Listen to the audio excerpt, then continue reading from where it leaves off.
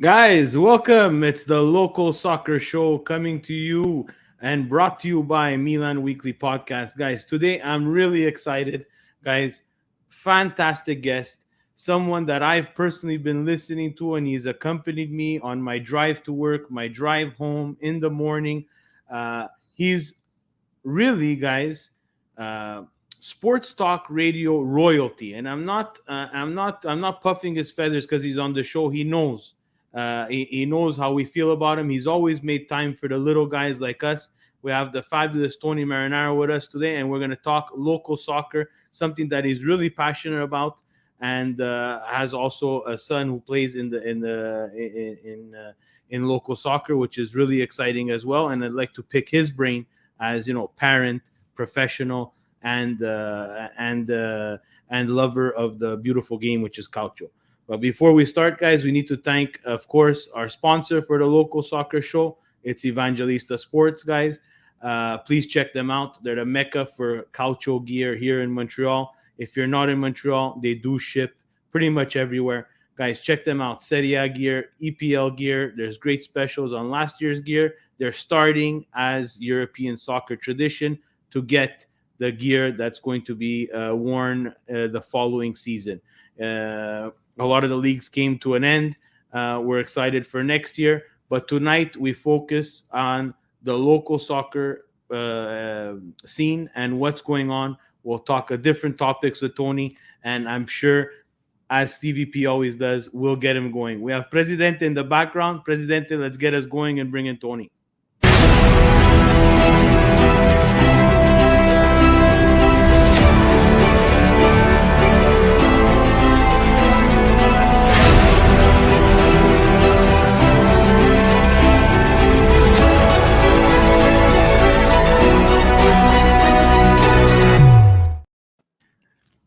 Tony, a local soccer show and Milan Weekly Podcast. Welcome. Thank you, Tony, for your time. How are you? I'm very well, Steve. Thanks for having me. And I know you said in the intro, guys, we have Tony, guys, but I want to tell you that when Tony Marinaro talks on radio, on television, or on podcasts, the women come out too. So it's not only for the guys, this is for the guys and girls. Mea culpa. Yeah, that's okay, Steve. I'll let it pass. And I'm glad that you gave an honorable mention to Evangelista Sports, who has been supporting local soccer for the longest time. The good they do in the community is unparalleled. They are your one-stop shop for all your soccer needs. And if you're wondering if one of the reasons why I'm actually saying this is because I have a tab at Evangelista Soccer, and by giving this shout out, they'll probably take away $100 off my tab. Yes, that's one of the reasons, Steve. Fantastic, Tony. Always the one to promo after my promo. Great stuff. Tony, let's get straight into it. For people that have been living under a rock and don't know Tony Marinaro, tell us a little bit about yourself and how you got into the sports game. Yeah, a long story short, the first time I actually fell in love with a sport or with a player or with a team, Steve, was back in 1979, and I can tell you honestly, I was 6.5 years old, and when things happen in life, whether it's sports or whether it's a life moment, it marks us, right? And I remember my dad watching the Canadiens versus the Bruins, 1979, and yelling when Guy Lafleur scored that goal to tie it up, which I believe there was probably about 1:26 left in regulation or something like that. Yvon Lambert scores the eventual game winner. The Canadiens beat the Bruins. They go on to the Stanley Cup final, and they beat the Rangers in 5 games in the Cup final. I was actually having my tonsils removed during that series, and I remember watching the game, and I remember having my tonsils removed the next day after they had won the Cup. So I was pretty happy about that. That was my first time I fell in love with sports. Right after that, I quickly became enamored with the Montreal Manic. I remember going to the Olympic Stadium, watching games where there were about 55,000 in attendance. That was back in the early 80s. And then, of course, in 1982, at the age of probably about 9.5 years old, I was born in 72, I watched Italy win the World Cup versus Germany by a score of 3-1. I remember that game like it was yesterday. Cabrini missed a penalty kick with the score scoreless. And then it was Paolo Rossi who put Italy up 1-0. Tardelli with that famous celebration to put Italy up 2-0. Altobelli, who came in off the bench to make it 3-0. And then Germany got one back, but it was too little too late for them. I was at my buddy Pino Azaro's house, who at the time was living in Beaconsfield. And I believe he was driving, if it's not a BMW, an Alfa Romeo, and the sunroof was open and parading and standing up with waving the Italian flag. And so that's when, first with the Manic, then with the Italian national team, that's when I really got my bug. I started playing at around that time. And like everybody else that grew up playing soccer, I wanted to be a professional soccer player. The reality was much different. Obviously, I wasn't good enough. I mean, I could score a few goals here and there, but nothing major. And as a teenager, I started listening to sports radio. And there's a lot of people that caught my attention. Mitch Garber was one. Mitch Melnick was another. I was fortunate enough to work with Mitch Melnick actually for about 19 and a half years.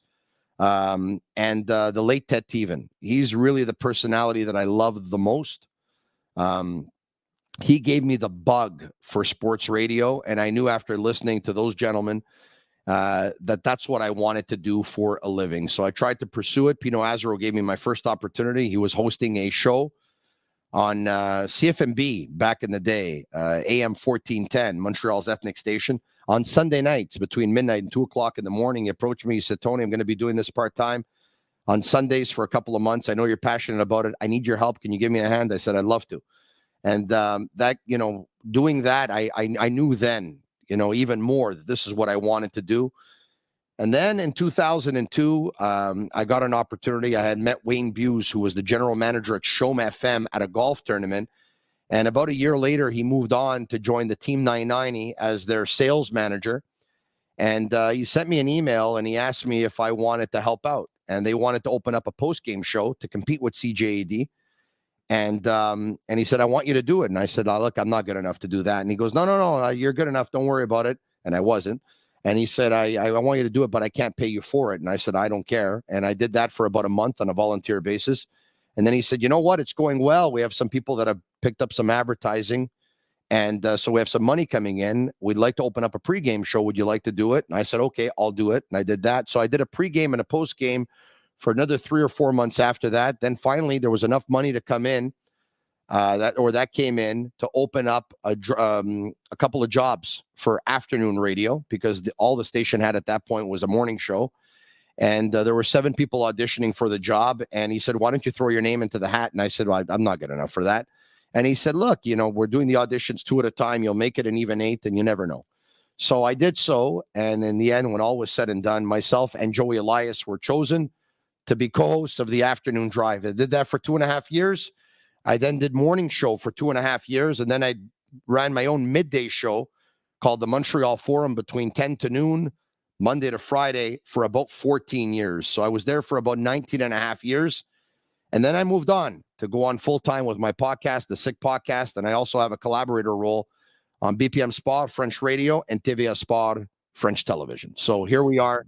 I'm living the dream, and I'm very, very grateful, Steve. Yeah, and that's one thing that I wanted to, it's something that, we've spoken about in person, and I wanted to do it officially on here. Like, I tipped my hat to you. Again, I've listened to you my whole life, like you said, driving to work in the afternoon, coming home from work. So, again, did I agree with everything you said? Absolutely not, but that's part of sports talk radio. And and it's amazing and something fantastic and healthy to have those conversations. But one of the things that surprised me when you moved on is if I could just interrupt, yeah, because I don't want to lose my train of thought here. I don't always agree with what I say either, by the way. But this is the thing, okay? Don't get me wrong. When you do sports radio, probably 95% of the time, you're saying what you think.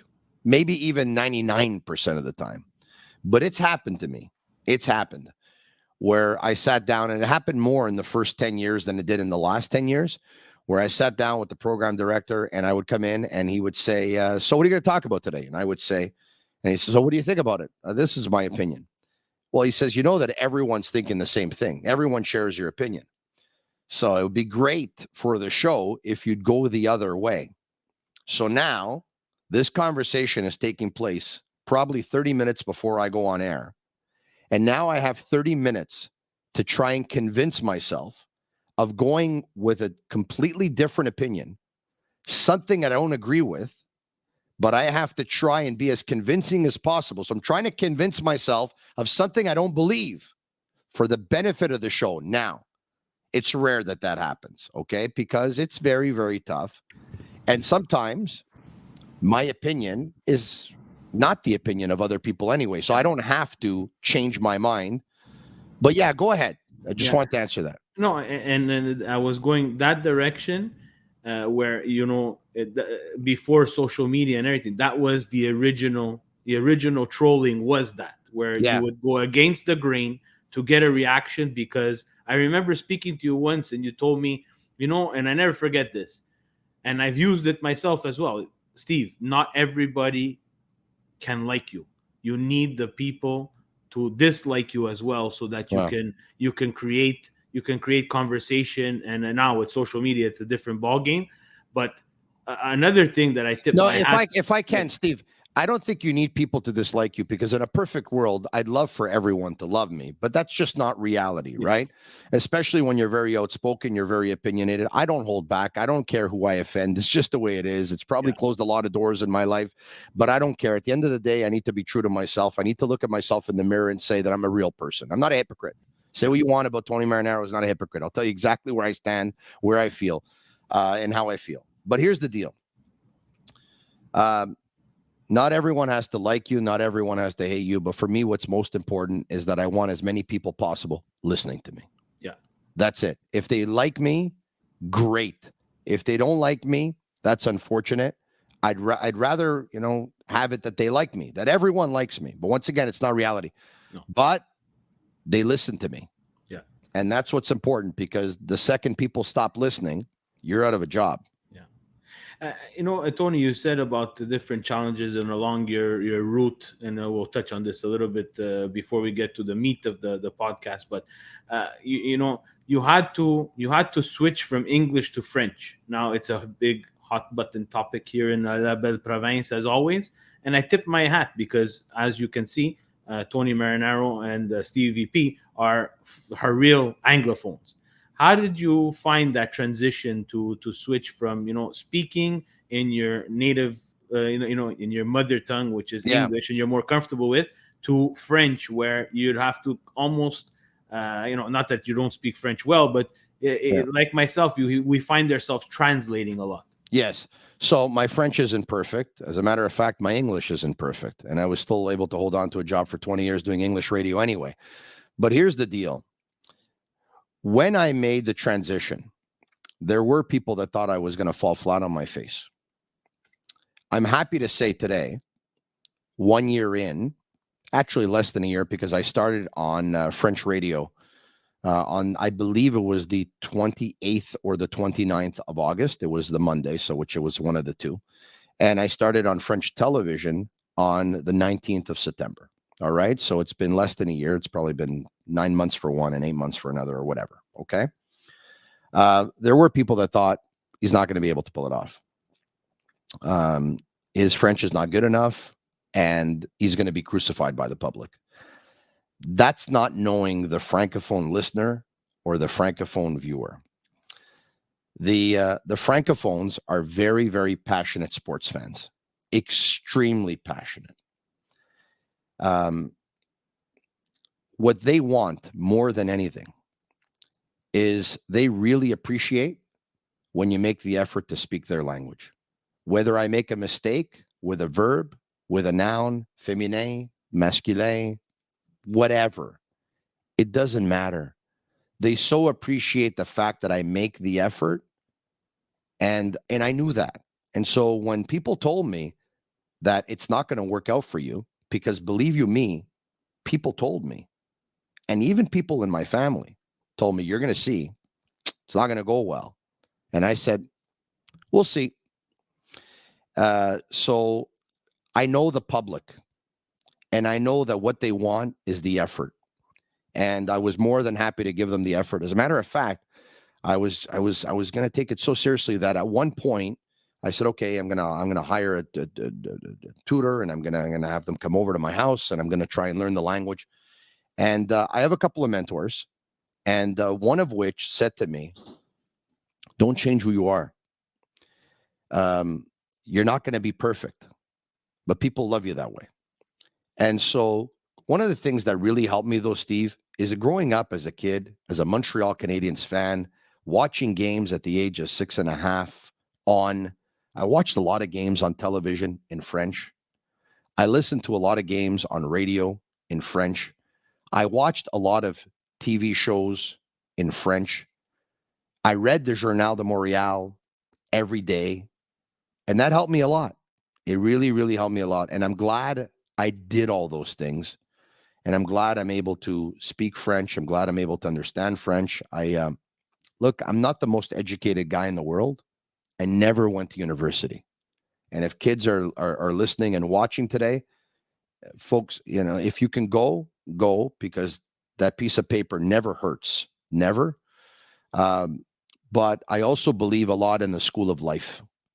And I can tell you that I speak English, I speak French, I speak Italian, I speak Spanish, I speak Portuguese, and I understand all those languages as well. And that's it. Amazing, Tony. Uh, let's get to the local soccer show. Yeah. You have what about yourself?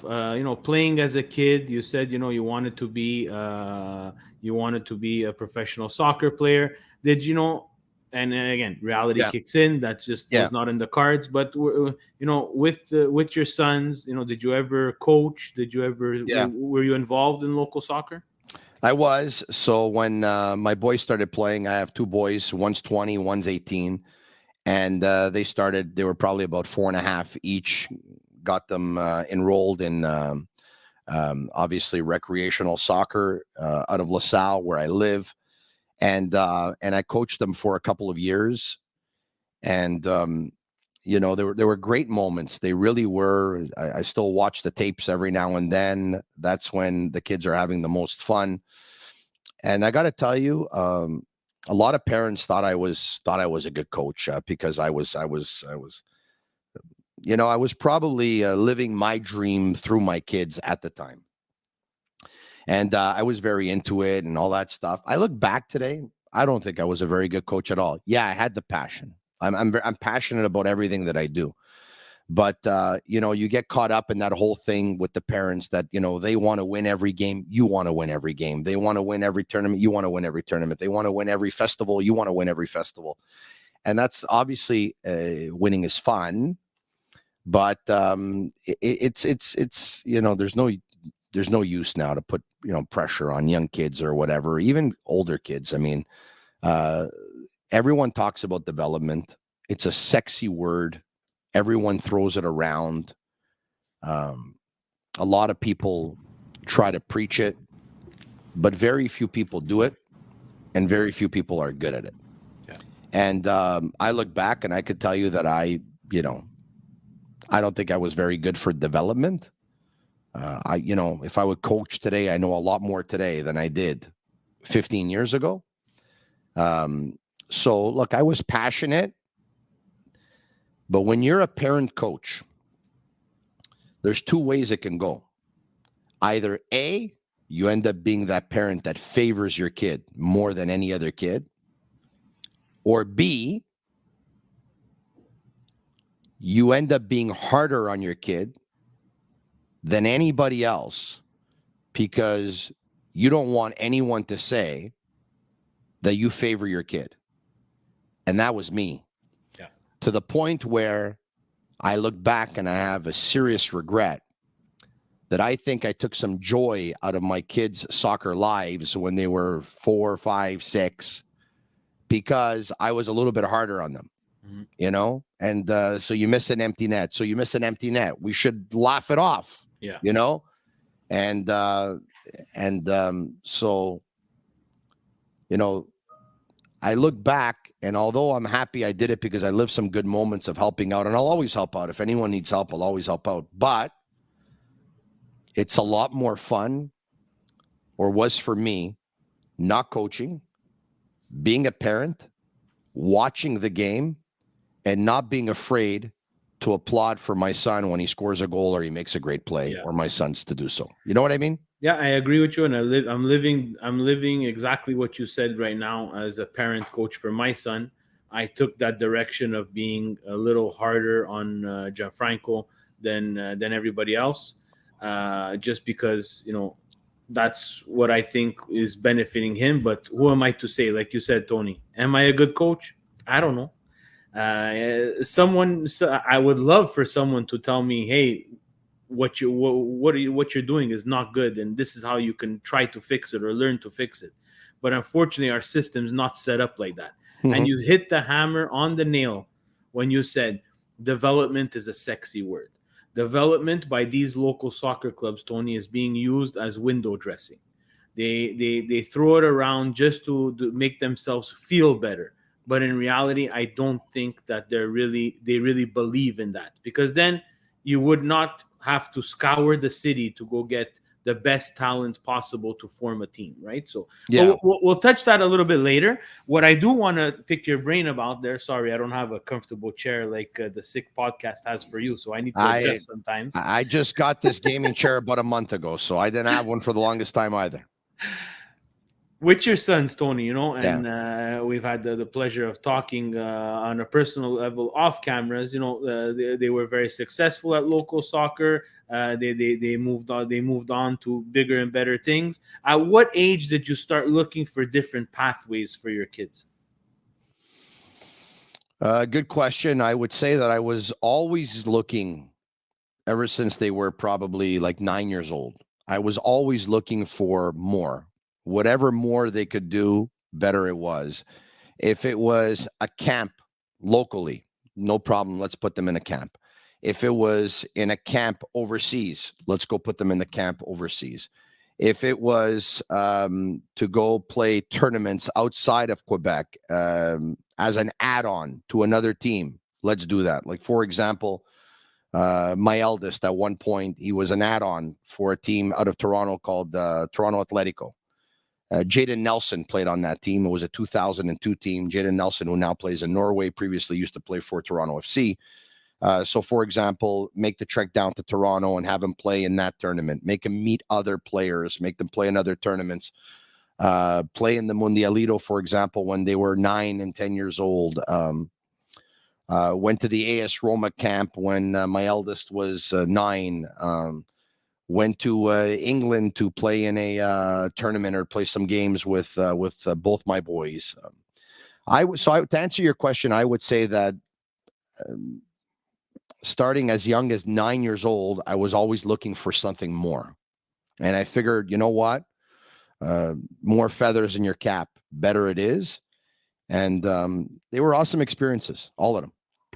Amazing, Tony. And you said you touched a little bit on Europe, so uh, locally versus the options abroad, like tell us the difference that you saw between what was happening here in Quebec and what was happening in Europe. Your Well, personal experience. yeah, well, you can't compare. You just can't. And look, here's the deal. If you'd go to Spain, right, and you'd play on a hockey team in Spain, or you'd go to France, or you'd play on a hockey team in France. I don't even know if they have hockey in Spain. Or you play on a hockey team in France, or they have hockey in Italy, obviously. So you play on a hockey team in Italy, or you play on a hockey team in France. Are the best coaches going to be there at the grassroots level? You would think not. Is the passion for the sport as rich and and as big as you would want it to be? Obviously not. Is the culture for the sport as big and as rich as you'd want it to be? Obviously not. When you walk outside your house, do you smell hockey in Italy or in France? Obviously not.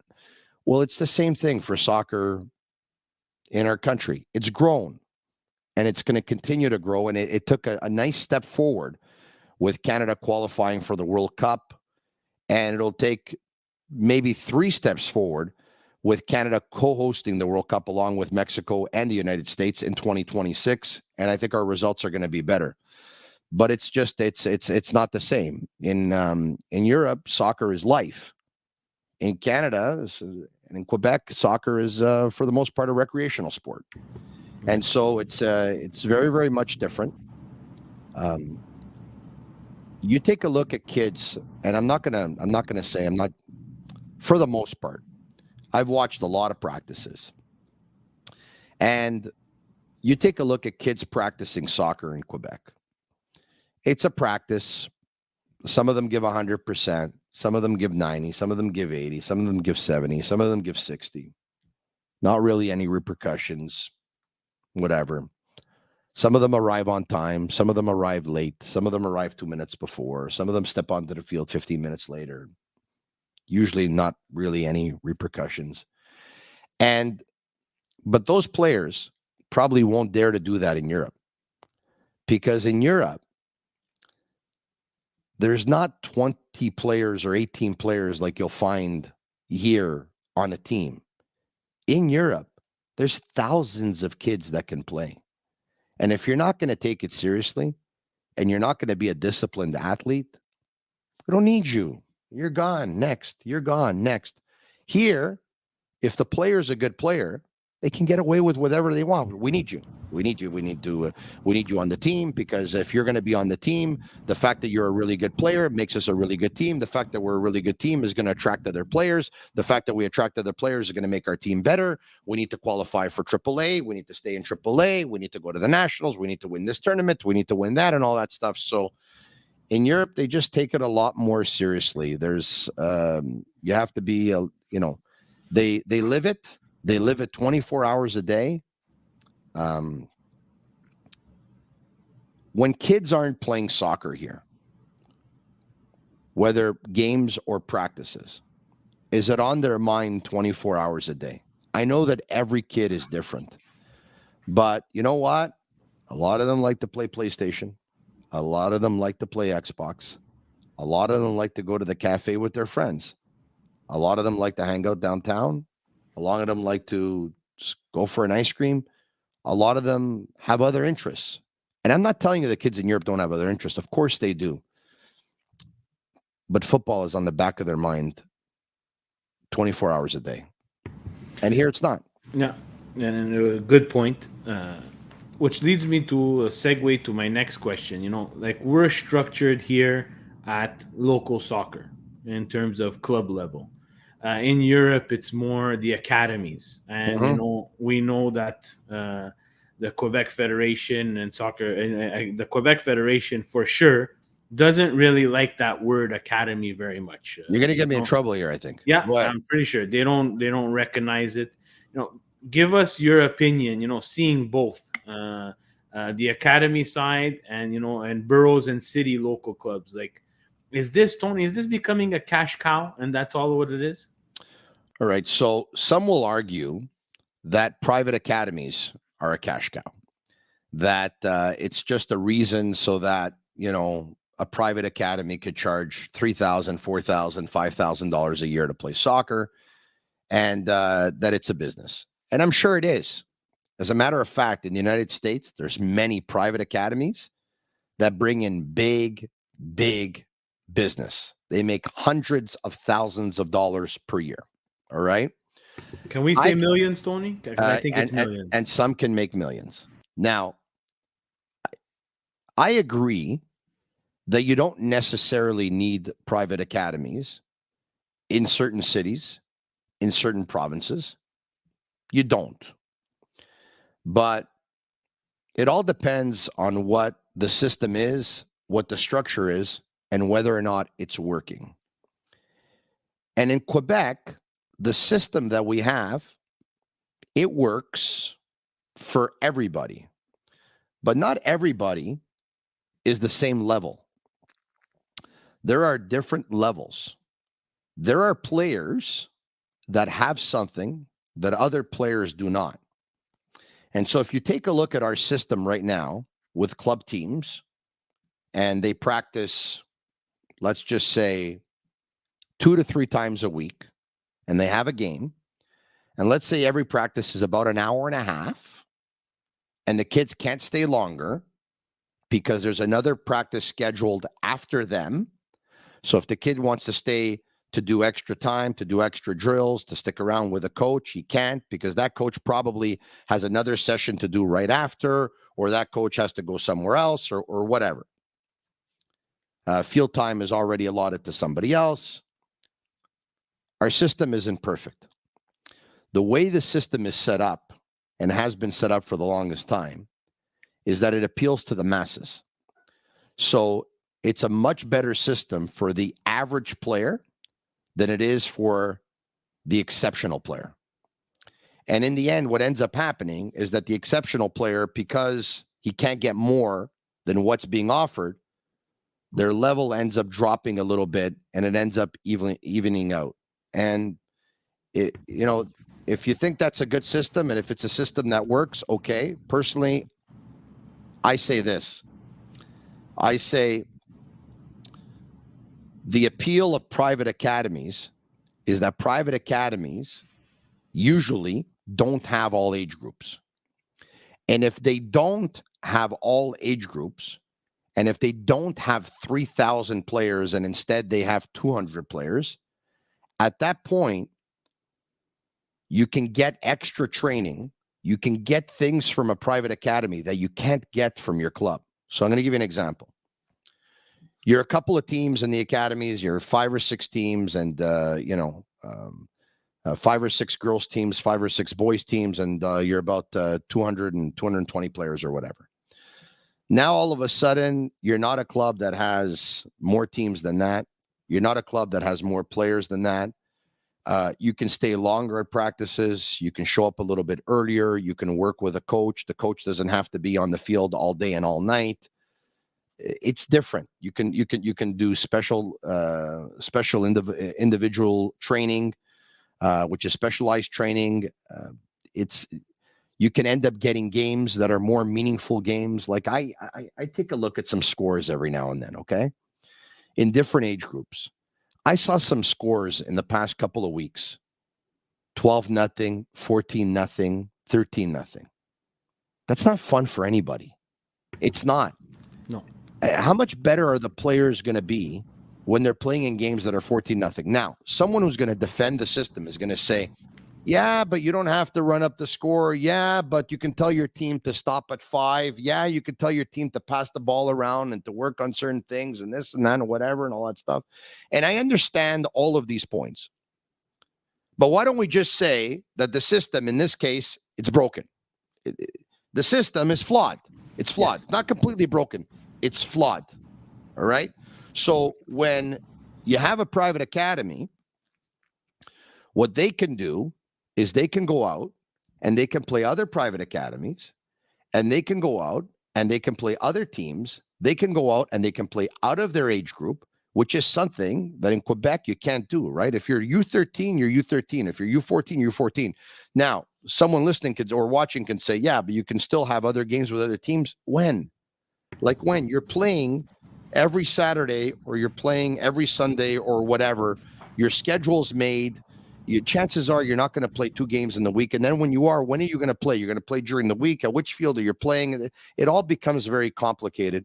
But if you have private academies, they can go register in tournaments wherever they want in the world, which is something that once you're playing competitive soccer in Quebec and you're playing AAA, you're not going to competitive tournaments or going to play versus other teams or going to combines or going to showcases in season because you have a season. So I understand the argument for those who think private academies are a cash cow. Yes, they are. Yes, they do make hundreds of thousands of dollars. Yes, some of them make millions. But in some cities and in some provinces, because of the setup and because of the system and because of the structure, they become necessary. Yeah. They become essential.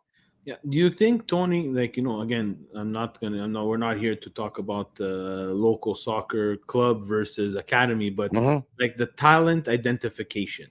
Do you think there's a huge difference in how they can identify talent at the academy level versus the club level just because of the amount of people or kids that they have? Talent identification. Everyone's eyes are different. You see the game one way, I see the game another way. There's some people that work for amateur clubs who are parents and parent coaches, And they don't always have the best eye for talent. Some of them do, some of them don't. And there's some coaches and some scouts that work for academies, and some of them have it and some of them don't either. I've seen a lot of kids not identified. Look, Ishmael Kone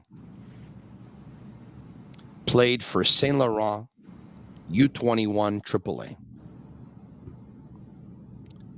I saw this kid play since he was 10 years old.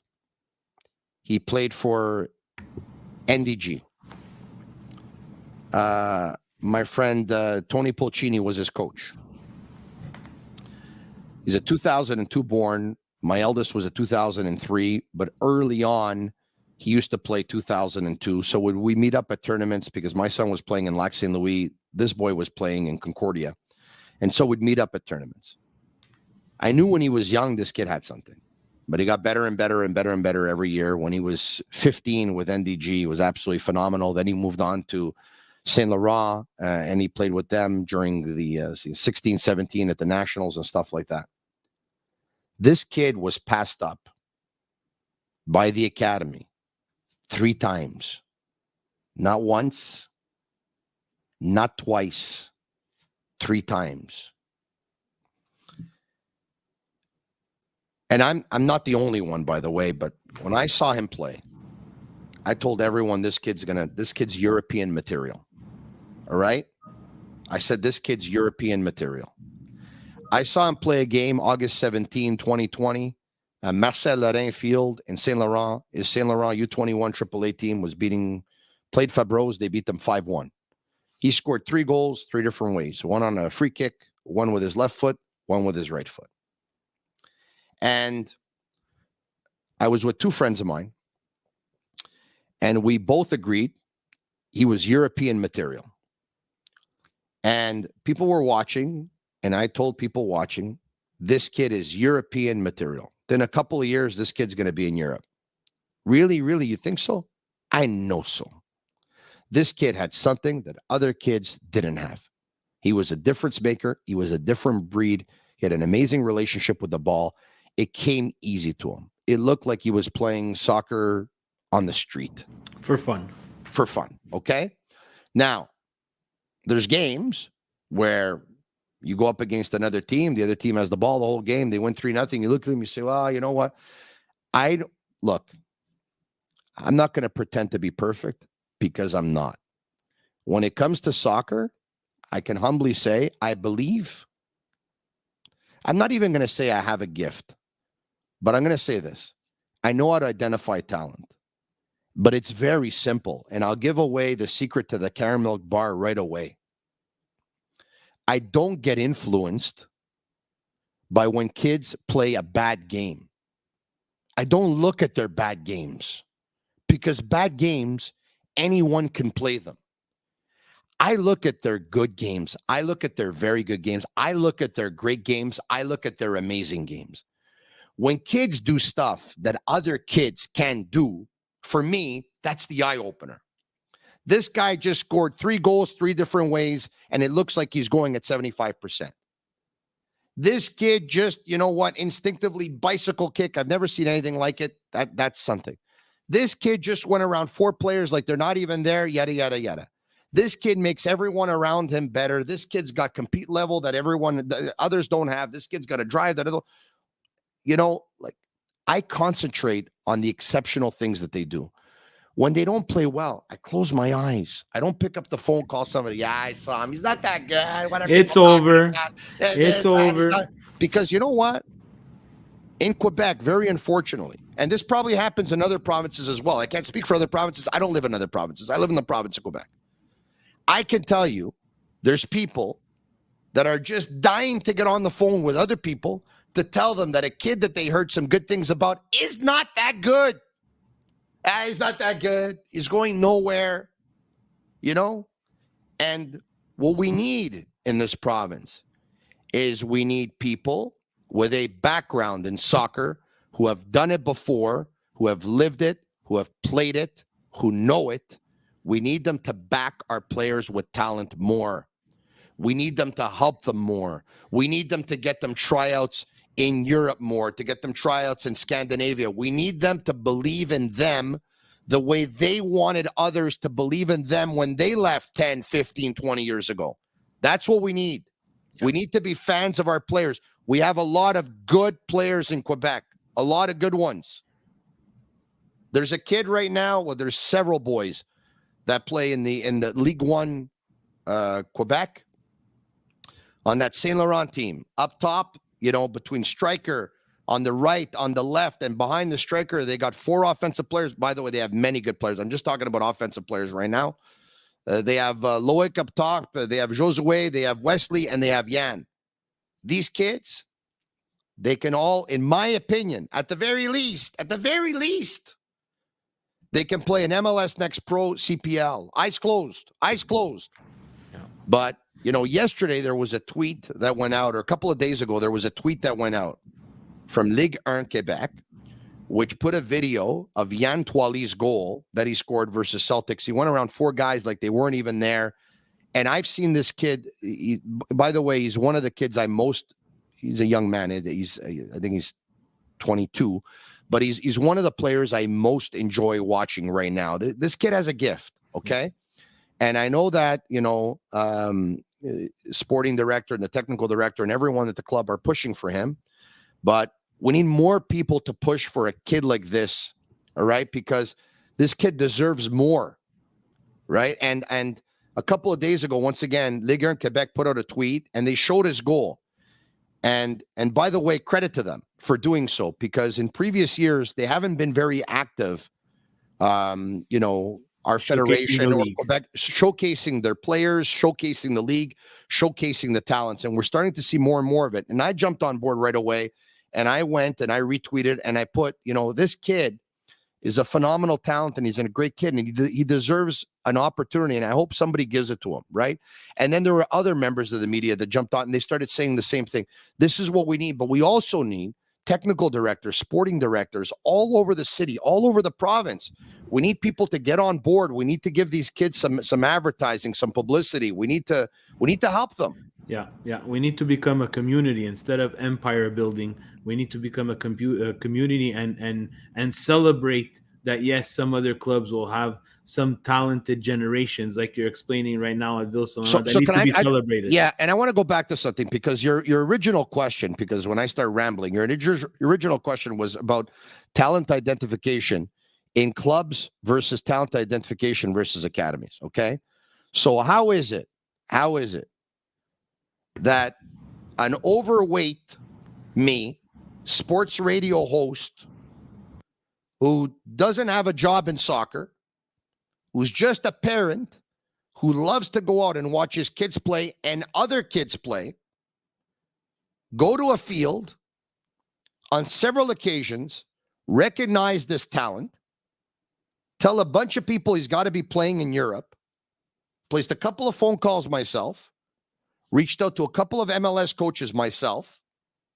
I remember texting that night on WhatsApp on August 17, 2020 was the last time I did. And then a couple of people start talking about him more. And then one of my buddies gives an agent a call and says, I'm telling you, me and two other guys have been watching this kid. We're not the only ones. There's others. But this kid's going to make it in Europe one day. So he says, if I was you, I'd give him a shot. So the agent, who never saw him play, but to his credit, said, you know what? Okay, I'll take a chance on him. Sent him to Europe. But it didn't pan out for him in Europe, because it usually never does. Your first tryout, your second tryout, your third, your fourth, especially if you leave here alone and you're going to Europe, it could be rather intimidating. Okay. But then they finally get him here. COVID's going on. And the agent reaches out to the sporting director or vice versa. And they say, okay, let me see this kid. And they put him in practice. And after 1 day or 2 days or 3 days, everyone realized, you know what, this kid's, so they make him train with the pros. And he plays for that team for a year and a half later. And he's sold for $8.5 million. euros or pounds or whatever it is. Yeah. Okay? After a year and a half with the pro club. How could he have not made the academy here? Yeah. Well, let's get to that. Let's get to that, Tony. Okay, I'm going to well, ask it. Once it was his grades, then it was Yeah. this, then it was that. But what are we doing here? Do we want to produce soccer players, or do we want to produce Harvard graduates? What are we doing? Yeah. I know. I'm gonna ask this because again, taking from your what I've learned from you over the years is ask your questions, be yourself. I'm gonna ask your son Marco. We all know prolific goal scorer. That's what he does. U17 with Ville Saint Laurent. I followed through again mutual friend Mr. Rocco Placentino, who owes me a phone call. Then at the Nationals. Leading scorer across the country of his age group. How is your son not on the CF Montreal reserve team? Oh man. So he would have loved to have played for his local team. My boys, ever since they were kids and they started playing soccer, I brought them to the stadium all the time to watch the games. This is their city. This is their hometown team. 4 years ago, there was the Biello tournament at Nutrile. And there were, I think, 6 or 8 teams that were in that tournament. One of which was the Lac Saint Louis region. And so the games were played there in front of all their scouts. Lac Saint Louis played 6 games. They scored 11 goals. I believe they scored in every game, if memory serves me well. Marco scored all 11. I was told that he shattered the tournament record for goals. Let me just say this. If that was in Europe, after 4 goals, maybe 5, they wouldn't even make him finish his game. They'd bring him upstairs and they'd say, sign here. It didn't happen here for whatever reason. I can't answer that. I can't speak for other people. I can only tell you the facts. A couple of months later, he went to the identification camp. He was the leading goal scorer in week 1. He was the leading goal scorer in week 2. And in week 3, they took the players that were left in the tryout and they mixed them up with the academy players that are already in the academy. And they had a game. I'll tell you that the team that he played for won by a score of 4-3, and he scored 3 goals and 1 assist. 3 really awesome goals. Down the right side, top of the box, shot, far corner, off the post and in. 1-2, going on a breakaway. Goalie runs out, fakes a shot, goes around the goalie, scores. And third gets a pass from the left winger. He's probably about 8 or 9 feet out, left foot under the bar. 2 days later, I received a phone call from their scout telling me that he was cut. And I said, you got to be kidding me. And the scout said, all your son knows how to do is score goals. And I said, God forbid. God forbid. I'm going to punish him when I see him. Yeah. And I said, let me ask you something.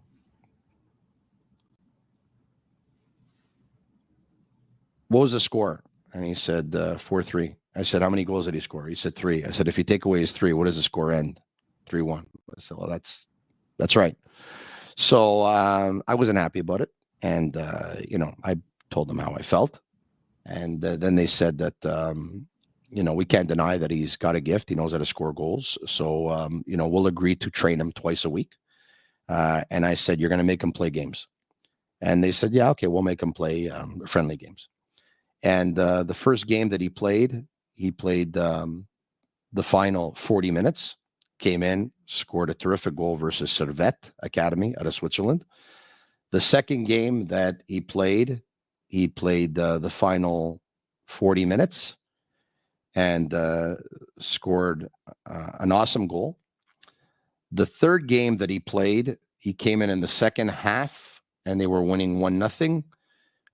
And he scored 2 goals in less than 10 minutes, one of which was from about 30 yards out over the goalie's head. And the next day, after scoring those 2 goals in 10 minutes, he got in, I think, the last 21 or 22 minutes.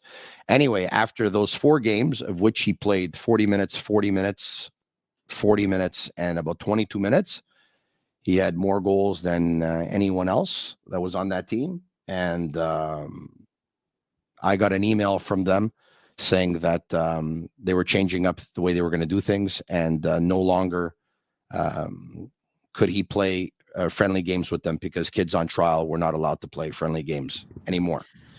And that was that. That was the first experience. And since then, by the way, kids on trial are all able to play friendly games. That only happened then. And then he was, the next year he was with them again for a couple of times per week. And after about, I don't know what it was, 6 or 7 months, then he was officially released, not even twice a week. And there were other kids from his program, another kid from his program where he used to be, and a spotted program was taken instead. And that was our second experience. And the third experience was he was on trial probably about 2.5 months ago, and he was released.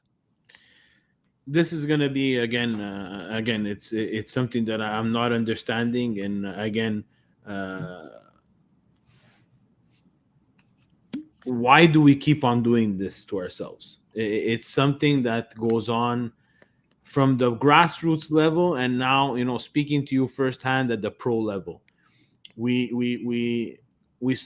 shoot ourselves in the foot for these variable of reasons, which is not the main focus of identifying talent, and that's the actual talent itself. Now, I'm going to ask you this question well, because hold on. I'll say this. All right. Listen, everyone sees the game the way they want. And sometimes, and everyone sees players the way they want.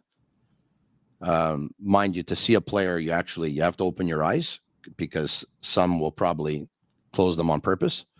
In the winter, I showed up to the first team's practice to watch the practice, do some reporting. And I saw the coach of the reserve team.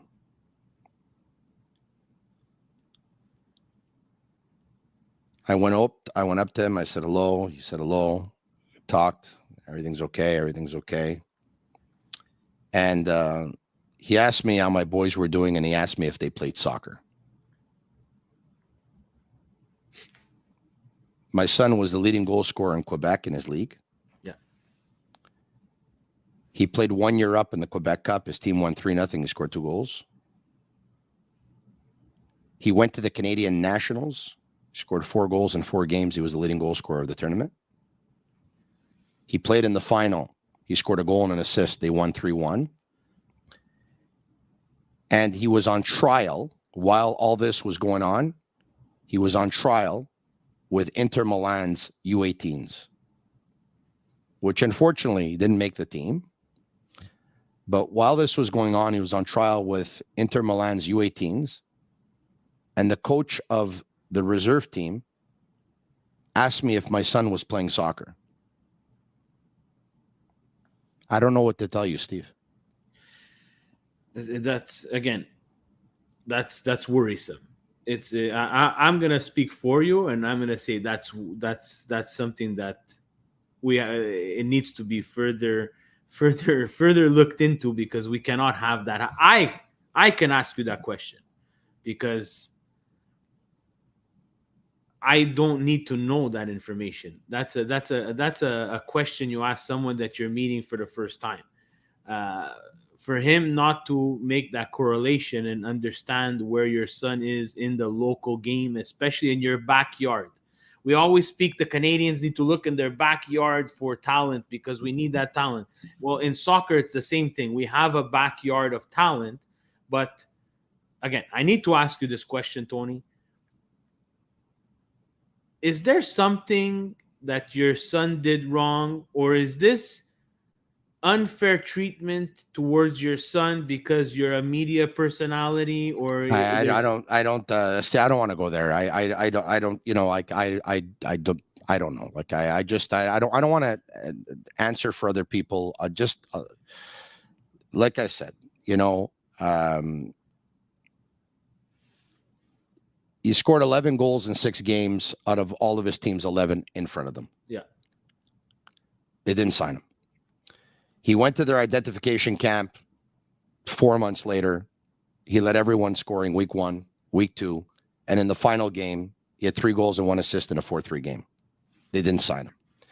He came off the bench to play in 3 or 4 friendly games. He scored more goals than everyone else. They didn't sign him. They took players from his program instead of him. They took players from his age group instead of him. And, he's produced more than anybody else in his age group, especially in the last year. He lives here. This is home. He'd love nothing more than to play for them, but it's okay. Like, they're not the only club in the world. No, for sure. And but you have to admit, Tony, it's a great story. Your value, Steve, does not decrease based on someone's ability to see your worth, yeah, whether intentional or unintentional. So, he's in Europe right now as we speak. He's on trial right now as we speak. And hopefully it works out. But if it doesn't work out, it's going to be another feather in his cap. It's going to be another experience. And not every door in the world is locked.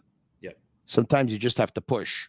Mm-hmm. So if this is not going to be the open door for him, as long as, you know what, and I have to tell you this, adversity is good. Being cut several times could be very demoralizing, but it forges your character. It makes you stronger. And then, you want to prove some people wrong. You want to prove other people right.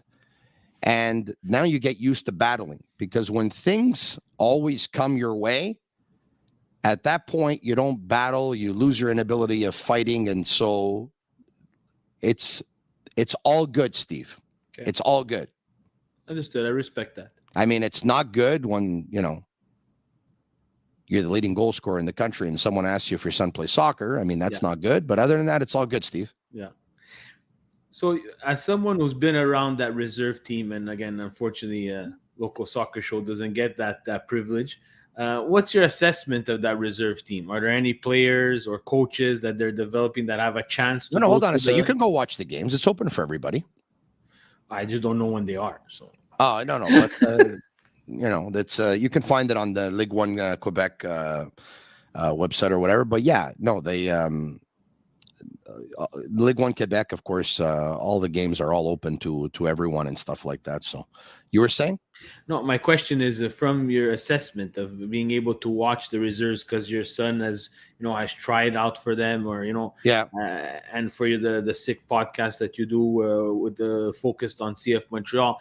Are there any players or coaches that you see that they have a chance to be developed and groomed for the big time? Of course, there's some good players there on the reserve team. And of course, there's some average players that are there, which makes you scratch your head because it's the reserve team of the pro team. There shouldn't be average players on the team, but there are. But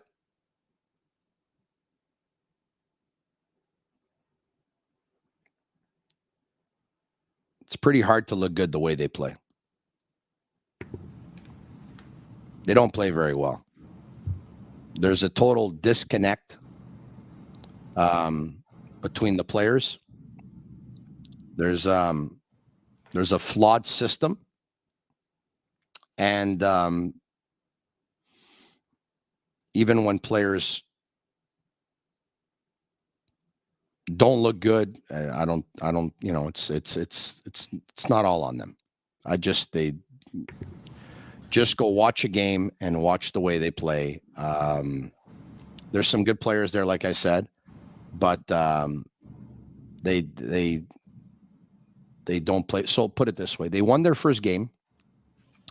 I believe it was versus St. Hubert by a score of 1-0. I believe the winning goal probably came with about, I don't know, maybe 15, 20 minutes left in the game. They won their second game. They won their, no, pardon me. Did they win their, yeah, they won their second game, but they had pros in the lineup. They won their third game. They had pros in the lineup.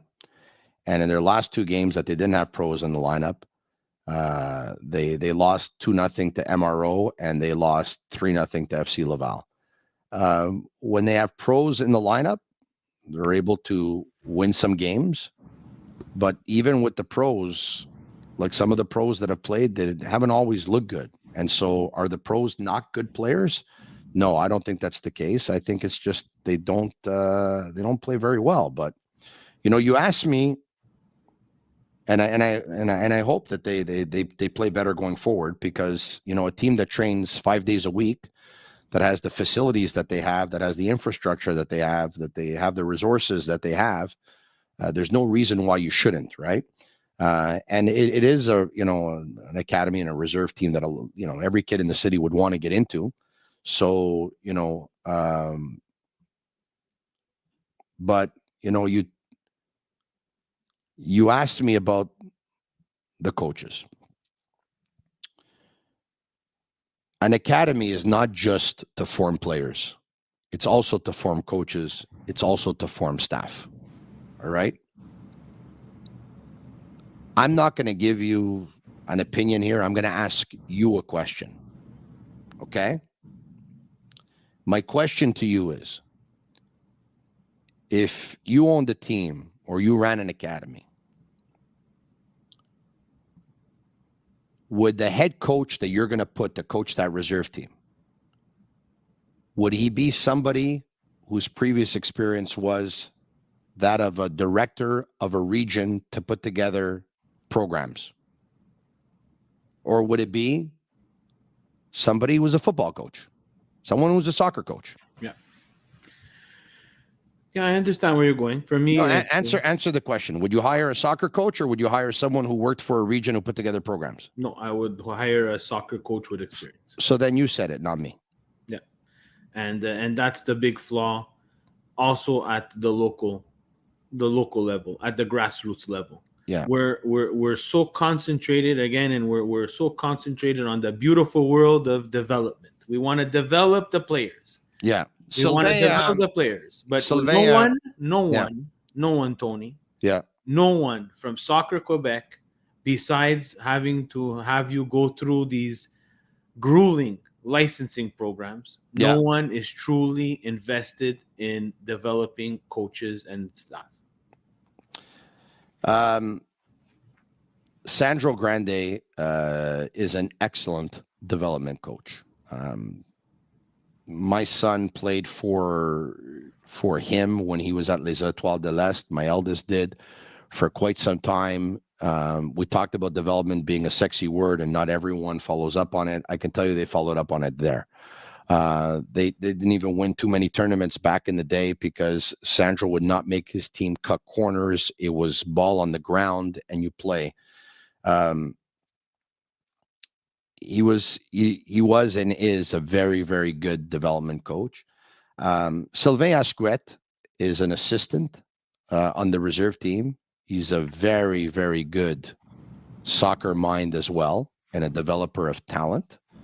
Um, he's a profile that if he does a couple of years in the academy and they groom him the right way, that I could see him joining the first team in a couple of years from now. I could see that. Once again, there are some players on the reserve that have talent, but it's hard to look. It's hard to look good in the system that is right now. Tony, quick question. And I Yeah, remember you saying that your son was at it as well. But don't we have a national team center here where we're developing coaches for the country? yeah. And can't we, isn't it in CF Montreal's best interest to look to those national centers to try to pick some of that talent and bring it home and try to bring it to the pro club? Um, the National Training Center for Boys closed several years ago. My eldest was there for, I believe, 3 years, and that closed, which is unfortunate. Now, albeit it wasn't a perfect program either, but it was better than nothing. And it's unfortunate that it closed because think about this. There are what? Let's just say 20 players per age group at the academy. You don't think there's 1 or 2 or 5 or 10 or 15 that could probably make those academy teams? Absolutely. Like I said, beauty is in the eye of the beholder, and everyone judges talent a different way, right? So why would you only want to work with 20 players when you can have a training center that can probably be working with another 20, and now all of a sudden 20 goes to 40? I'll actually take it a step further. I mean, you should have you should have 4 or 5 designated clubs that are not only your affiliates, not just for the sake of saying that they're affiliates and you do, programs in conjunction and whatever, but there should be a pool of players. All those other players should be within those clubs, and the scouting should take place within all of those clubs. This way you have a chance to scout 100 players and monitor them day in and day out instead of doing so with 20 players, right? Yeah. But it's unfortunate. I believe the National Training Center is still open for the girls, which chances are is going to move over to CF Montreal, and they're going to open up a girls' academy, and they'll take the girls from Soccer Quebec and all that stuff. It looks like it's headed that way. But the one thing about the National Training Center, which was a little bit of a disappointment, was those players are in there and those programs for 2 years, 3 years. A lot of them became complacent because they knew that, you know what, I'll be back absolutely next year. As long as there's no disciplinary issue, I'm going to be back. But every year there's other players that are getting better, and there's players that could have taken the spot of another player. So now you get complacent. Yeah. And now other players who are not in the system or in the program know that they're not going to get in. It's flawed. That's not reality. Yeah. Reality is you have to compete every day for a spot. Like every day you have to be top. And if you're not top, someone else is knocking on the door and taking your spot. And another thing that was unfortunate is that after 3 or 4 years in the program, you would think that there would have been a lot more games. You would think there would have been a lot more showcases. You would think there would have been a lot more tournaments. You would think there would have been a lot more in front of scouts, whether it was European scouts or North American scouts. They did it for some age groups. They didn't do it for others. You would think there would be more games between Quebec and Ontario, or Quebec and BC, Quebec and the other provinces. Like it's almost non-existent. Quebec plays Ontario 3 games over 3 days, and then that's it. And you don't see each other again for another year. Doesn't make sense. And when you're done with the program, you would think that everyone would have a CV, would have a highlight video, would they would have reached out to who knows how many coaches, how many scouts, tried to help you. I understand they're not agents either, but a lot of these kids that came out of those programs, some of them went on to NCAA, fantastic, which is a great avenue. Some of them just had nowhere to go after, and they felt lost. And then they went to college soccer, and it's not the same. And then after that, it's just not the same. And it's just it was a good program in theory, but there was a lot of things that were missing. But it still would have been better to be open so that you can still try and develop 20 or 30 more players instead of just having players at the academy. But the challenge for the academy was when now players had an option to either go full-time to the academy or go to the National Training Center and play with their club team as well. A lot of them chose the National Training Center and playing with their club team. Yeah. And so, that's that. Speaking of nowhere to go, you said that, and again, this boggles my mind, and we get asked it all the time. So it's a bamboozle of a question. We have the alternative option to the MLS, which is the CPL. Mm-hmm. We don't have a team. We have another option, which is MLS Next Pro. We don't have a team. My question to you, why are we closing these alternative avenues for these kids? What's the benefit of joining either of those leagues? And again, you don't have to be here in Montreal. The CPL, you can go anywhere in the country they have a team. MLS Next Pro would be, let's say, like your minor league team to your pro team. Mm-hmm. Can you explain why CF Montreal has chosen not to have any of these avenues? Well, I can go based on what we've heard. Based on what we've heard is it's financial, right? So it probably costs $2.5 to $3 million a year to put a team in the MLS Next Pro, and they don't want to do that. I completely disagree.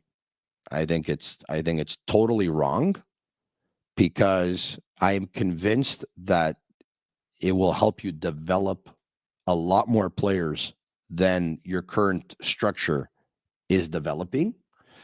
And I think it's worth the amount of money that it costs to go in. I think the soccer is a lot better. I think the exposure is a lot better. I think the avenue to becoming a pro player is a lot better. You start traveling, you're in a certain conference, you start traveling to these other teams, you start going up against other MLS Next Pro players. There's a lot more scouts, there's a lot of exposure. I think it's good for everybody.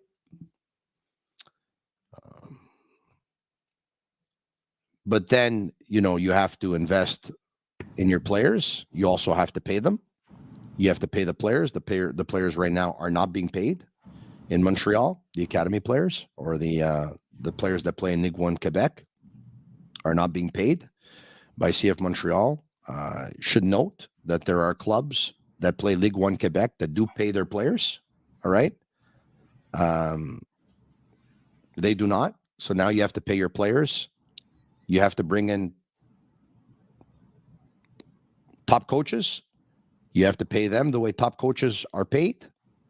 To answer your question, I think CF Montreal should have an MLS Next Pro team. I know that they're going to argue differently, and I know that they're going to tell you that players will make their bones by playing in Ligue 1 Quebec versus men, which is true.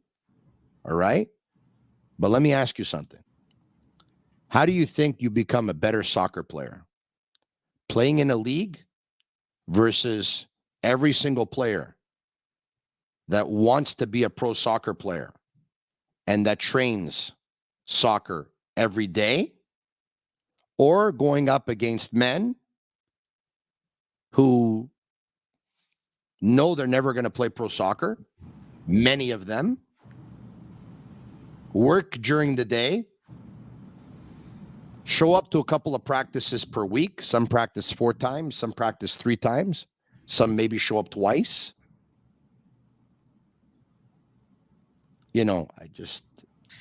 Again, it's also the optics of it. It's not like, but it's the opposite. But it's not like money's a problem. Do you understand? But it's not like money's a problem. Like, it's not a problem. So, but in life, like in everything, you have to believe in it. Yeah. You have to believe in it. Like, how are they set up right now? Like, I know that they went to speak to the academy players. I don't know when it was, probably because I mean the academy players. I mean they all want to play in the MLS Next Pro. The players on the reserve team, they all want to play in the MLS Next Pro. So, they watch podcasts and they listen to podcasts and they watch television, they listen to radio and they read what's on social media and they realize, and the MLS Next Pro games, by the way, are on Apple TV. Speaking of exposure, they're on Apple TV. You get to watch all the games, and they know it's a better league. They want to be in it. All right.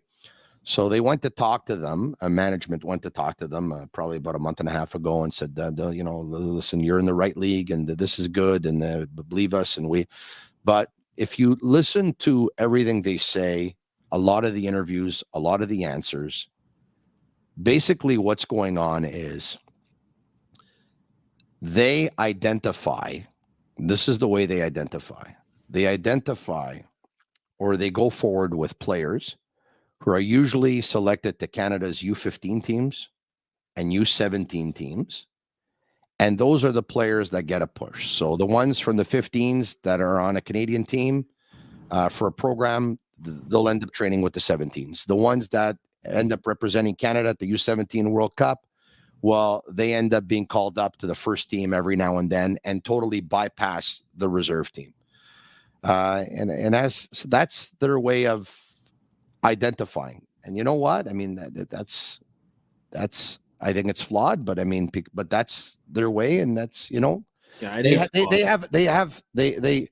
they identify players a certain way. They'll tell you that they develop a lot of players, and take a look at the amount of players from the academy go up and play on their first team, which is not wrong. It's factual. There are a lot, but it's also factual that they're the team that spends the least amount of money in the league. And when you have young players coming out of your academy, they're usually going to touch league minimum. And by having several of those players, that's going to assure you of having the lowest salary in the league. That's also factual. Yeah. Now, in terms of, you talked about identifying players before, right? You have to know what you're looking for, all right? And there's different schools of thought as to what you're looking for, right? Like, a great footballer is a great footballer, regardless of size, profile, stature, this, that, whatever. A great footballer is a great footballer. That's one way of identifying talent. Then there's specialty. Like, a great defender is a great defender. A great midfielder is a great midfielder. A great striker is a guy who scores goals. A great striker is a great striker. There's a way of identifying. But that's also a knock, because the striker only scoring goals is not good enough anymore. Yeah, but you know what happens when you take strikers that don't score, what happens when you don't take strikers who only score goals is that you're left with a team with strikers that don't score. Don't score goals. All right. So now, and when you don't score, you don't win. So now here's the deal. They have an idea. So I tip my hat. They have an idea of what they're looking for, right? They've created a certain profile of player, right? They have a player profile.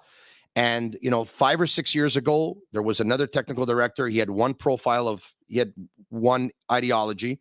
And then they had another technical director, and now they have another technical director. So I think it's like 3 and 5 years. But the one that they have now, I know what he's looking for. He's looking for big, strong beasts, big, fast, all that stuff. Okay. And that's fine. And that's fine. But just know that Fabio Cannavaro at 5'9" center back and Marco Verratti at like 5'6" CDM or whatever he is, based on the ideology right now and the profiles, they wouldn't make the reserve team if they were 18 and 19 years old. Because they don't fit the profile. They don't fit the profile. And that's fine. But you've just deprived yourself of one of the best center backs and one of the best CDMs in the game. One of them ever and one of them currently. Yeah. Tony, we're almost an hour and a half in, and I know your time is precious. So I wanna end on a great note. We're an hour and a half in. I want to end with something before we do. I want to congratulate you for doing what you do with the local soccer show also with the Milan Weekly podcast, but there's not enough local soccer shows. And I think obviously you saw that and you said, okay, A, here's an opportunity, but B, more so than the opportunity, here's a chance for us to help out local soccer, to try and bring attention to certain matters, to try and discuss what's going on, the good, the bad, the ugly, all that stuff. So congratulations to you. And we need more people like you. We need more shows like you, because usually local means amateur. Amateur doesn't translate to money. Money is revenue and all that stuff. And so it scares a lot of people away, and people won't do it because they'll say, you know what, there's no money, in that business. So congrats to you. And I talked about bringing exposure to kids. There's another gentleman that I want to give a shout out to. His name is Anis, and he runs the Montreal Cracks Instagram page and the Twitter page. And I'm sure you've seen it as well. He came on the horizon. He's been watching amateur soccer and been involved in coaching for several years, but it's about, I don't know, maybe give or take 4 or 5 months now that he decided to like jump in feet first and try and give a lot of exposure. I see him at games all the time. He takes in like 4 games per Saturday, 4 games per Sunday. He'll watch 4 or 5 games during the week. He takes video. He tries to highlight a lot of these talents. And by the way, he's got a very, very good eye. If I was an owner of a soccer club, I would hire him to be my scout. I can tell you that right now, or one of them. And so I want to tip my hat to him as well. He's doing a great job. So for people like him, for people like you, and for everyone else who's paying attention to these kids, to these young players, trying to help them, if there are, people out there involved in soccer who are seeing these young players and saying, you know what, I'm going to try and help you, good for you. And thank you. Thank you, Tony. I really appreciate that. And we have Presidente Marcello in the background too, doing a lot of work for that. And we're really passionate about it. And you see by how we try to bring in guests, and sometimes, ask the tough question that maybe you won't get asked by other podcasts and stuff. But let's finish on a great note. You have some funny stories, Tony. I know from listening to you. You had the chance to meet Mourinho, and you also had to play. You also had a chance to play with Zidane, which me and my friends attended that game, and we labeled it Zidane and Shkartin. Shkartin is the people on the side, because tell us about those two quickly, and what was your experience there? So I think the game with Zidane happened in 2009, but I could be wrong. Okay, I could be wrong. It was probably another year, but I think it was 2009. And so I got word that there was going to be a charity game with some proceeds going to UNICEF, I believe at the time, and that there was talk of some big names coming over. And then I got word that there were going to be some media personalities that were going to be selected to take part in the game. So, I heard all these names, and Zidane was one of them. And I'm like, oh my God, I'd love to have the opportunity to play in that. And I knew I had a chance because, I was in the media part-time since 2002, full-time since 2003. So there we are, probably 6.5 years later. And, I've made a name for myself, and I was one of very, very few talking about soccer on the radio as much as I was. And so I figured I had a chance to be involved in this game. And then I found out that one of the organizers was an acquaintance of Jean Perron's, former head coach of the Montreal Canadiens 1986 Stanley Cup team.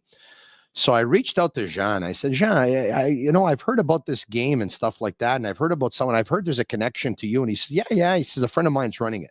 He says, do you want to play? I said, do I want to play? He said, of course I want to play. And he goes, leave it to me. I'll take care of it. You'll end up playing in the game. So I said, oh, okay. Long story short, I was selected to play in the game. And I remember, I'll remember this, is that, so the game took place. It was Zidane, and not as many pros as they had advertised actually came. I think he was probably the one, he was probably the only one, Tony. Well, he was the only one big name player, but there were a couple who had pretty good careers. Okay. But anyway, I think they were playing versus members of the Montreal Police Department and Fire Department who play in their own organized league. Um, and so it was a team of obviously people who were in shape, but it was a pretty decent team, whatever. Anyway, I think there were about 15,000 and change at Percival Molson. So anyway, until Zidane actually gets there, like no one thinks he's going to arrive until he gets there. Like where's Zidane? Everyone's waiting for Zidane. So I remember Steve being in that locker room. Like I don't know, like whenever the game. I think I was there like 4 hours in advance. Like a 4 hour relaxing, resting, this, that, the massage, scrub down, whatever. For me, it's like I'm going out and playing the biggest game in my life. Someone who always wanted to be a pro player, but obviously wasn't good enough and could never make it. This for me was the World Cup final, right? I'm playing for. And I tied my shoes. I remember tying my shoes. I tied them. I untied them. I tied them. They were a little bit too tight. They were a little bit too loose. They're a little bit too this. The shin guard was a little bit too big. It was a little bit too light. It was a little bit. You know what I mean? I'm just preparing like you can't believe. Zidane walks in probably like 5 minutes before we're supposed to go out on the field for the warm up. 5 minutes. Everyone's been there for hours, right? Walks in 5 minutes. Side everybody. Goes to his stall. He ties his shoes. It had taken me 2 hours to tie my shoes, I think, for that game. He tied his shoes. He brought up two laces. He didn't even tie them.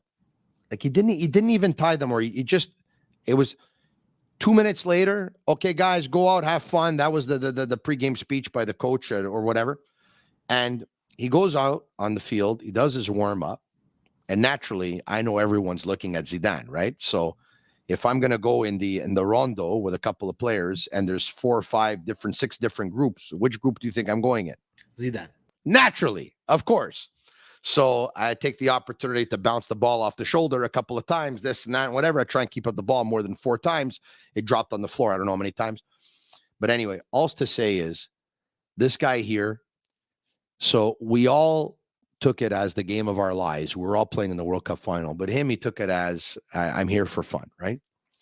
I remember one moment in the game. And I think, by the way, it ended 10-2, and I think he scored 2 goals and like 7 assists or something. And the only reason why he didn't score 10 goals is because he didn't want to, and he just wanted to feed everyone instead, okay? Because he could have scored like 8 or 9 if he wanted to without a problem, okay? I remember at one point I was on the field, and there were like 3 players that circled him.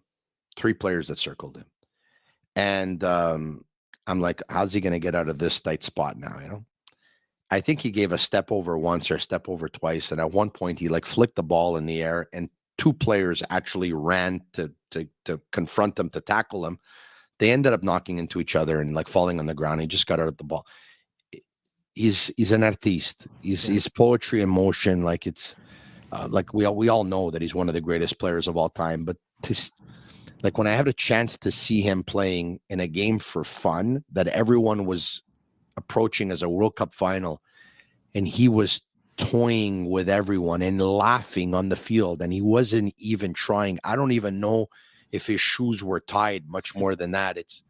It's amazing. I don't know what it's a beautiful thing to see a player like that, and how much grace he had, and how much soccer sense, and how out of the box he actually really was compared to the midfielders that we were used to seeing. What about meeting Mourinho? I'll tell you a funny story though. I'll tell you a funny story on Zidane, right? So my son Anthony, I had brought him to the game, and at the time, I think Anthony was about 5.5 or whatever. So Anthony was on the sidelines, and I have a beautiful picture. I think I came in at the 27th minute. I think I went out at the 55th, and at one point there was a throw in, and Zidane was taking it.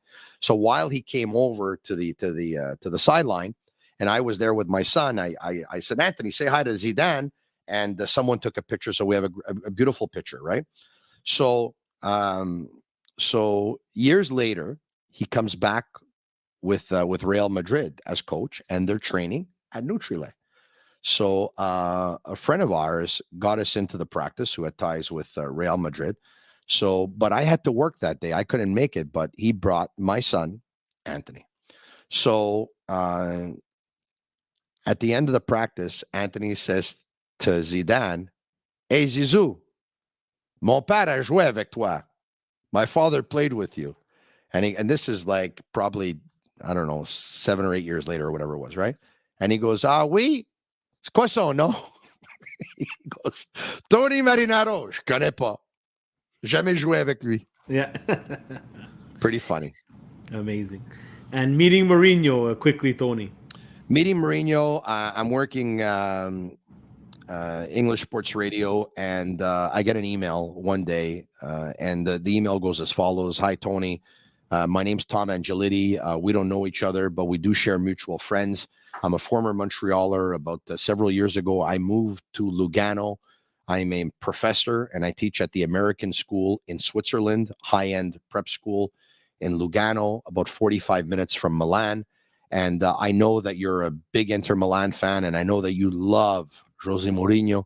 So I want to let you know that his daughter is my student, and he's already had us go out to a game. Plus, I met him at parent teacher night and whatever. And if you'd ever want to meet him, I'm sure I could facilitate. I'm sure I can make it happen." So I get this email. I'm on my way home. I'm like, oh my God. Right. So I get home. I tell my wife, I go, "Babe, I'm going to Italy and I'm going to meet Mourinho and I want to interview him." And she says, "Oh, really? How did it come about?" And then I thought about it, and I like, you know what? It was spring break, probably about 4 weeks later. And why don't I bring the entire family? So we'll do. My wife's from Calabria, and my parents are from Sicily. So I said, you know what? We'll do 3 days in Calabria, we'll do 3 days in Sicily, and we'll go 3 days to Milan or Lugano. Actually, we'll stay there, and we'll go take in an Inter game, and we'll go take in an Inter practice, whatever. So we set it all up, and my wife goes, yeah, but who's going to make this happen? I'm like, oh, Tom Angelitti, babe. He and I would go way back, great friend of ours, this, that, whatever, all that stuff. And Tom said, you know what? I'll come pick you up at the airport, and you could stay at my place. And Tom and I have never met. They have no idea who he is. And my wife's like, where are we staying? Yeah, we're going to stay at Tom's place. But I never heard you talk about this, Tom. No, babe, we go way back, this and that, whatever. Because if I would have told my wife, I've never met Tom before in my life. We're staying at his house. I've never met Tom before in my life. He's going to pick us up at the airport. My wife is the type of, she would say, no, forget about it. You're crazy. I'm not doing this. And I'll do anything to make anything happen, right? So anyway, so I said, no, we go way back. So now when I see Tom at the airport at Malpensa, when he comes to pick us up, I have to pretend like I've known Tom all my life, right? Tom, so nice to see you again. This, that, whatever. I told my wife that we go way back, this, that, whatever. Anyway, long story short, the next day he has us show up to practice. He brings us to practice, me and my two boys. And I met Mourinho there, and he and Tom had a nice conversation, and then he brought me into the conversation. And I made him record a couple of clips for me. And then we went to watch a game, an Inter game that weekend. And then after that, probably what was it, 3 or 4 months after that, it was the Champions League final. And I'm just about to go on air, and Tom calls me, and he goes, listen, I want to ask you something. And I said, what do you want to ask me? And he says, Champions League final, you get on a plane, and you come here, and everything's taken care of. Tickets, the hotel, this, that, whatever. Are you in? I said, what do you mean? And he said, Mourinho reached out to 25 of his friends and gave them tickets to the game, hotel accommodations, basically flights, everything. He's taking care of it. And everyone can bring somebody. So a total of 50 people. And he says, I'd like to invite you. And I said, Tom, like, I'm so grateful, but I mean, invite your son. And he says, Tony, my son's not an Inter fan, and I know he won't appreciate it like you. Are you in? I said, I'm in.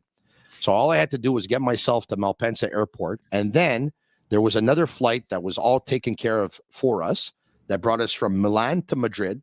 Once we arrived at the airport, there was somebody holding up a sign with my name, Marinaro, brought us into a minivan, a shuttle, brought us to the hotel. When we got to the hotel, I saw 5 stars on the hotel building, and I said, oh my God. And we were 4 people in the shuttle, and I figured these 4 people were going to be the people sharing the room.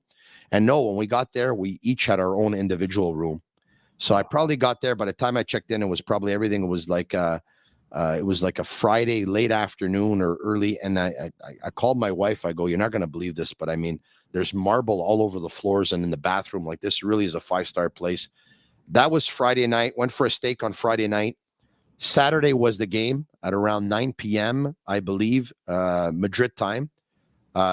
Inter won, obviously 2-0, 2 goals by Diego Milito. And then at the end of the game, there were 3 planes on the runway. One was the Inter Milan players, and the other 2 were for family and friends of Inter Milan. And the plane brought us right back to Malpensa Airport again in Milan, where they went to parade and stuff like that and greet everyone inside the stadium. But I had to come back home, and you'll love this story, and I'll make it very quick. So I'm at Malpensa Airport as soon as I arrive, and I'm exhausted now. I've done 2.5 days in Madrid, going, come back, jet lag. I'm exhausted, celebrating Inter, and I'm out like a light. Steve, I'm out like a light. I'm waiting. I wake up at one point, when you think, oh my God, did I miss my flight? Am I late? Yeah. Whatever. I wake up, I open my eyes. Who's in front of me? Ronaldinho. I look at him. I said, what's going on here? I just left Inter. Now I'm seeing Ronaldinho. And I said, what is this? I'm having a dream or whatever. But AC Milan was going to be playing a game in the States. Yeah. I don't remember where they were playing, but they happened to be there at the airport. So now all of a sudden I saw all the AC Milan players in front of me, and I'm coming back with my Inter cap, the Champions League final cap. So some pretty good stories, Steve, and I'm blessed, man. I'm grateful. I'm the tell you the truth, I'm lucky, man. I'm a really lucky That's man. Amazing. Yeah. That's amazing. And my last question, it's very important. Yeah. Tony, you come home from a long day. It's time to sit down. It's time to eat with the family. You know that we're having pasta tonight. You know it. This is what you're having tonight. Yeah. Is it going to be penne lisce or penne rigate? Penne rigate. Thank you, Tony. Thank you. Yeah. Thank you so much. With obviously tomato sauce, okay, and ricotta fornata. That's fantastic. Right? Which is the ricotta cheese that's actually baked in the oven. Ricotta fornata. And you obviously put some of the ricotta on. It's the end of this world. And you pull the scarpine at the end. You take a little piece of bread and you scoop the sauce with that ricotta. You scoop it. Tony, before we let you go, tell people where they can listen to you and on the Sick Podcast.